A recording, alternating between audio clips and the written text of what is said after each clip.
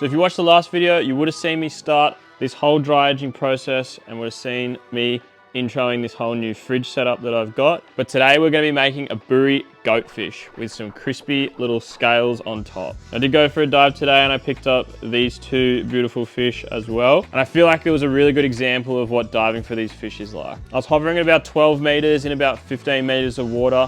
I spotted a nice school of these goats just a little ways off. They were a little far away and I started to swim over and I kind of noticed that I was pushing them away just further and further. So tactically, I retreated to the surface and sort of just waited them out, let them settle down a bit, sort of took note of the direction they were heading in. And then after about 2.5 minutes maybe, I kind of just swam over to the direction I saw them head, and then I dropped down on top of them. Pretty quickly, I kind of spotted the school again. They're not gonna run heaps, these fish, unless you really spook them. So take your time.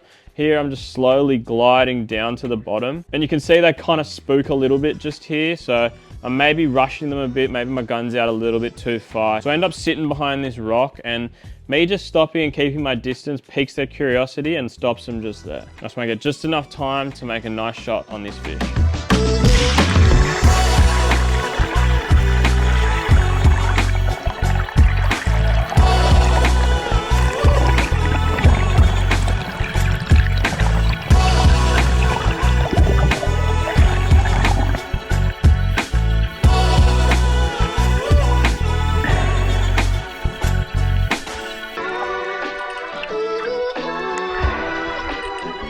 I just wanted to stop for a sec and appreciate the color difference in these two fish. This one here came from that deeper dive around 15 meters over the sand, and it was lit up bright red. This one, on the other hand, was cruising over some shallow, weedy reef, and the brown tones in its body would have allowed it to camouflage way better in its environment. You'll see here in this clip how pale these fish can look at those deeper depths. There's also this article from Macquarie Uni. Researchers found the fish could rapidly change colors in specific patterns to convey messages. This would also suggest that they're capable of camouflaging to their environment. We're going to be using our fish that's been dry aging for a few days now. So what is it? Friday, Saturday, Sunday, Monday, Tuesday, Wednesday. That's 6 days almost now at this point that it's been hanging there. And I tell you what, it's going to be beautiful. Those oils are going to be pumping. I carry on about it every time I cook with these fish.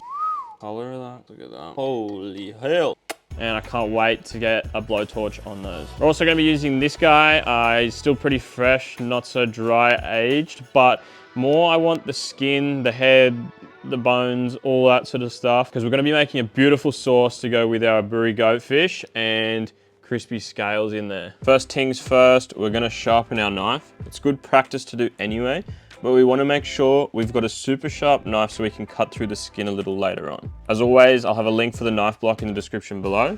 It's like 45 bucks and well worth it in my opinion to keep your knives in good order. And if you want to learn how to sharpen your knives, you can check out someone like Taku from Outdoor Chef Life, and I'll chuck a link in the description for his video as well.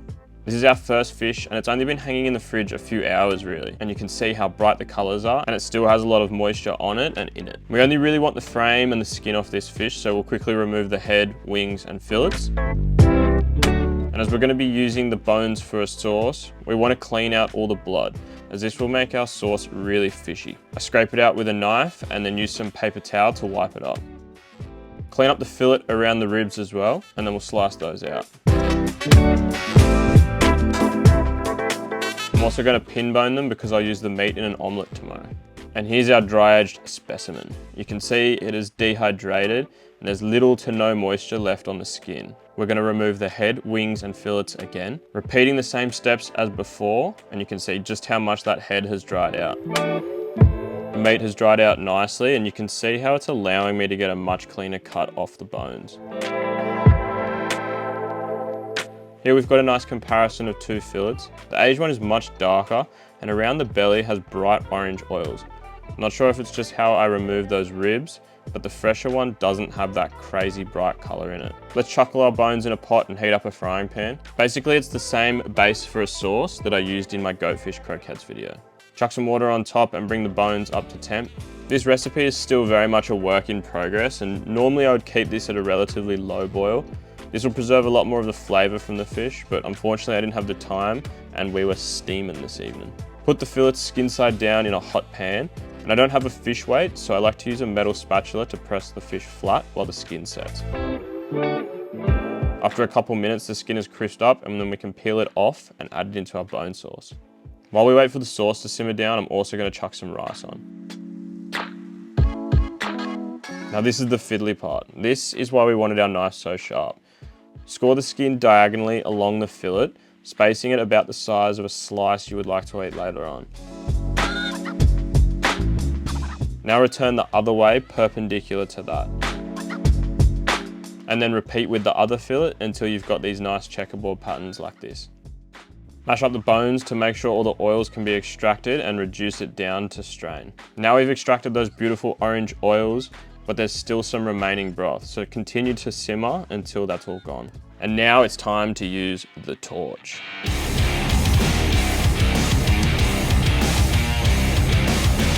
I love scoring the skin like this because you can see the oil render out from under the skin and run into the meat. Now let's slice the fillets top to bottom along our previous cuts.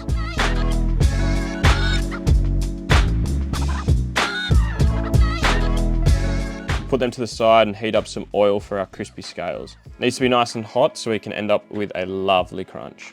A couple of minutes and they're all done. And don't forget to salt these as soon as they come out like I did here.